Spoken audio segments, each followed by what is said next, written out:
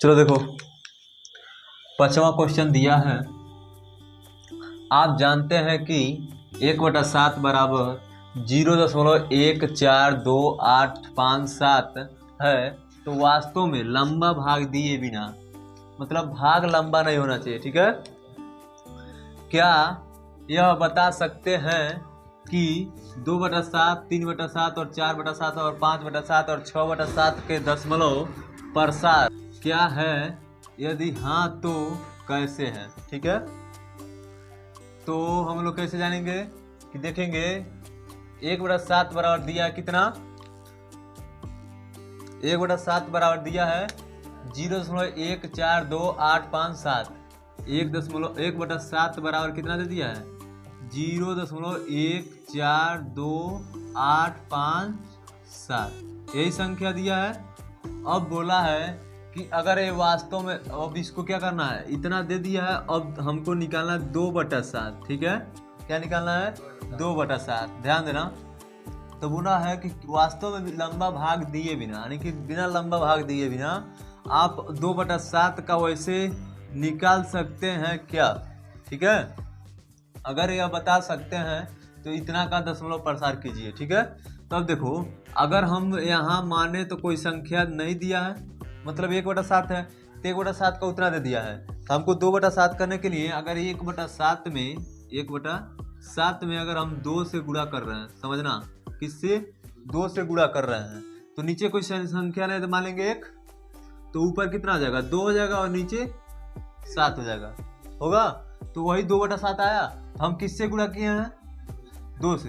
तो same position है, यहाँ भी कर देते हैं। 0.142857 में 2 से गुणा कर दे रहे हैं। आ जाएगा कि नहीं आ जाएगा? आ जाएगा।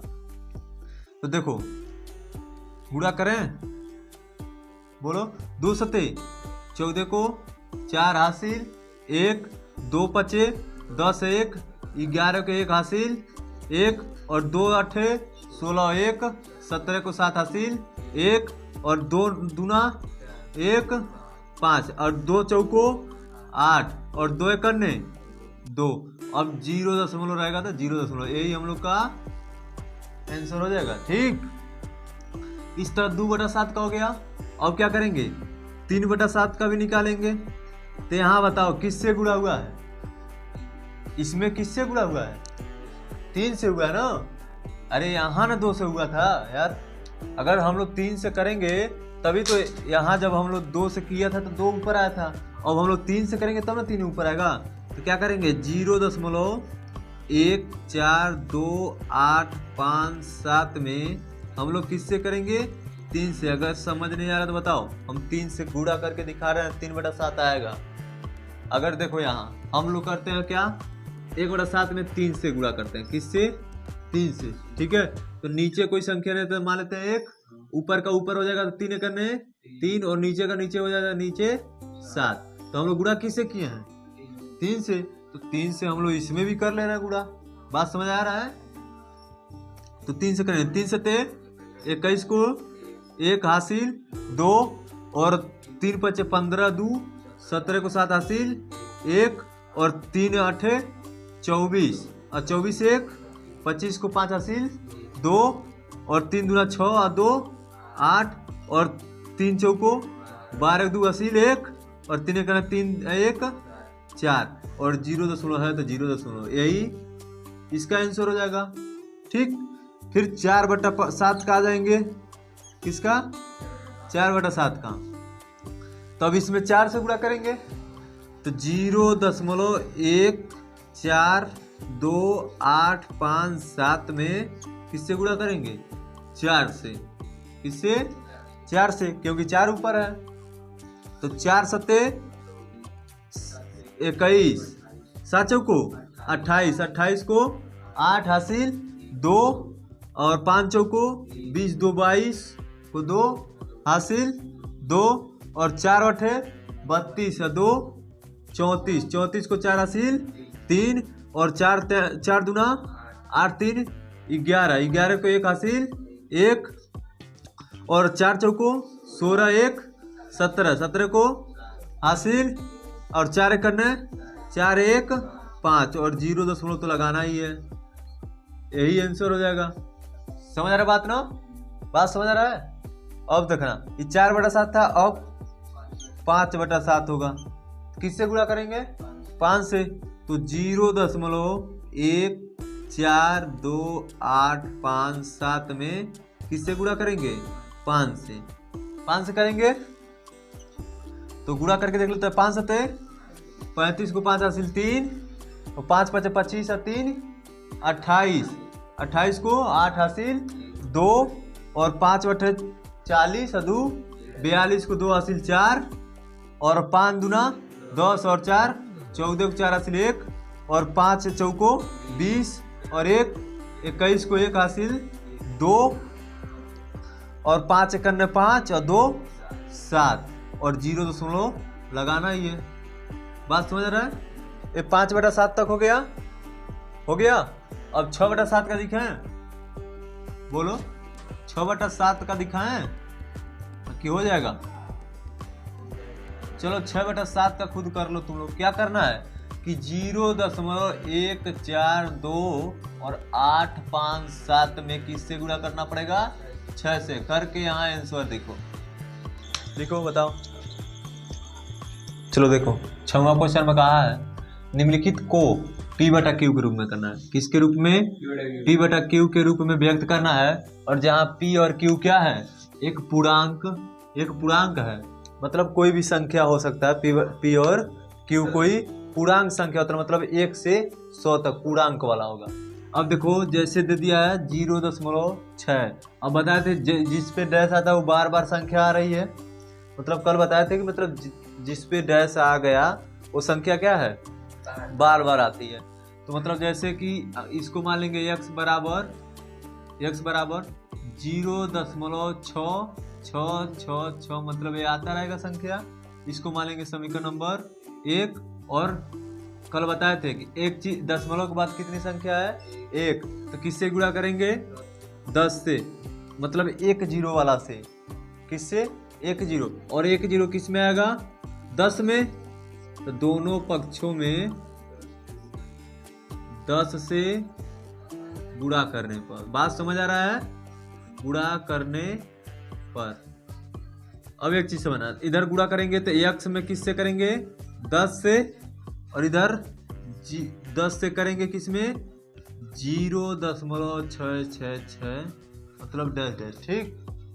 अब एक चीज समझना, इधर कितना हो जाएगा? 10 से x हो जाएगा, और इधर दशमलव क्या होगा? एक संख्या के उधर चला जाएगा, तो 6.666, मतलब संख्या क्या हो रही है? आती जा रही है। तो समीकरण 2 हो गया और समीकरण 1। अब एक चीज क्या करते हैं, समीकरण 2 में से समीकरण 1 को घटा लेते हैं। तो समीकरण 2 में से समीकरण 1 को घटाने पर, घटा देंगे। अब समीकरण 2 क्या है? 10x बराबर 6.666, मतलब यही संख्या ये आती जा रही है, आ रही है ना।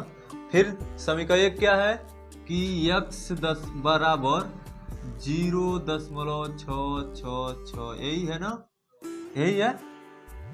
घटा लेते हैं, समझ आ रहा ना? तो यहाँ माइनस करेंगे तो ई मान लो यहाँ कोई संख्या है तो 1 मान लेंगे। 10 से x में से 1 x घटाएंगे कितना हो जाएगा?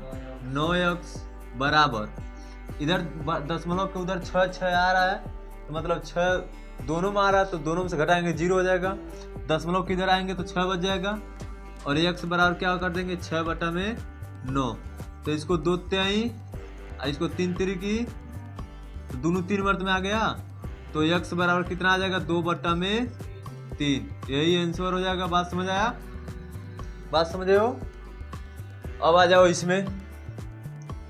इसमें तो एक संख्या छोड़ी है और एक संख्या पे डैश लगाया, मतलब वो संख्या केवल बार बार आ रही है। तो एक चीज समझना यहाँ, तो x बराबर क्या मानोगे? x बराबर 0.4777, मतलब ये 7 जो है वो संख्या बार बार आ रही है, यही तो है, क्योंकि 7 पर डैश है। अब एक चीज समझना कि कल बताया था डैश और दशमलव के बीच में एक संख्या बचा है, तो एक जीरो से फिर गुणा करेंगे पहले, तो एक जीरो का मतलब 10 से, तो दोनों पक्षों में किससे गुणा करेंगे? 10 से। दोनों पक्षों में 10 से गुणा करने पर, 10 से गुणा करने पर, ठीक है, 10 से गुणा करेंगे तो इधर कितना हो जाएगा? 10 से x हो जाएगा, बताओ 10 और x हो जाएगा, इधर हो जाएगा बराबर हो जाओ, इधर हो जाएगा दशमलव एक संख्या को उधर चल जाएगा, तो 4.777 ये संख्या आती रहेगी, इसको मान लेंगे समीकरण नंबर 1। अब देखो यहाँ अब एक संख्या वाला खत्म हो गया, अब बचा है डैश वाला बचा है ना, तो अब क्या करेंगे? फिर दोनों पक्षों में समीकरण, दोनों पक्षों में फिर किससे गुणा करेंगे? 10 से, क्योंकि एक संख्या तो बची है ना, तो फिर क्या करेंगे? दोनों पक्षों में 10 से गुणा करने पर, फिर 10 से गुणा करेंगे, ठीक है, क्या करेंगे? फिर 10 से गुणा करेंगे, तो किस में करेंगे? तो पहले से 10 x है ना, उसमें फिर 10 से गुणा करेंगे और बराबर इधर 4.777 में पहले हम लोग 10 पूरा लिखे, 10 से किस में गुणा करेंगे? 4.777, यही आता रहेगा संख्या, इसमें करेंगे तो यहाँ क्या हो जाएगा? 100x हो जाएगा ना, और इधर दशमलव एक संख्या का और उधर चला जाएगा, तो 47.777 मतलब ये संख्या हो जाएगा इस समीकरण नंबर 2। बात समझ आ रहा है? समीकरण 1 में से 2 को घटाते हैं कि 2 में से 1 को घटाते हैं? तो समीकरण 2 में से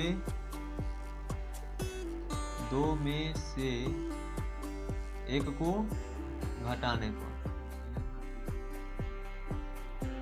ठीक है, समीकरण 2 में से 1 को घटाने पर, बात समझ आ रहा है?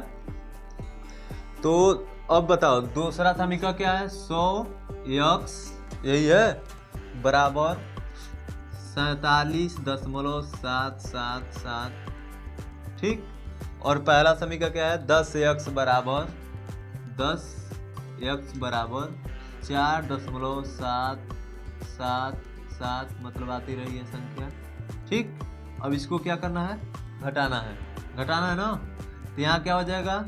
90x, ये बचेगा ना, 100 में से 10x निकालना है, तो अब यहाँ बताना कि दशमलव उधर जाएंगे तो 7 में 7 तो 0 हो जाएगा, लेकिन 7 में से 4 को घटाएंगे तो बताओ 3 और 4 है ये 43 आ जाएगा। अब x बराबर क्या आ जाएगा? 43/90, यही क्या हो जाएगा? आंसर हो जाएगा, क्योंकि ये कटने वाला नहीं है, ठीक। अब एक और बचा है, तीसरा जो क्वेश्चन है वो बचा है कितना कि 0.001, यही जो है संख्या, यही एगो बचा है, तो इसका क्या करना है? इसको क्या करना है? तुम लोग को लगा के लाना है, ठीक है। इस सवाल को होमवर्क के रूप में दे रहे हैं, ठीक है, इस सवाल को लगा के लाना है, ठीक।